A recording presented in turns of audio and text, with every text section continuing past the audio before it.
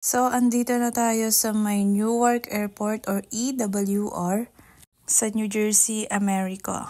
So, share ko lang na 2 beses kami dumaan sa immigration or scanner doon sa may El Salvador. Makita nga namin yung pangalawang scanning.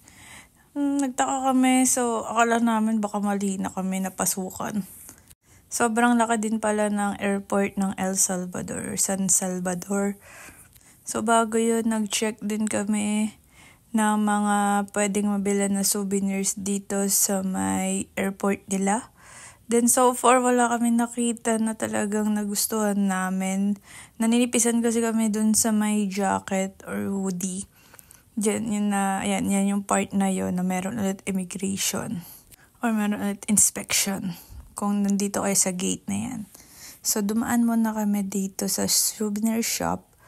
But still, para sa $30 or $40, medyo pricey siya. So, hindi na lang muna kami bumili. So, nag-ikot-ikot din kami kung saan pa possible na merong mga magagandang souvenirs.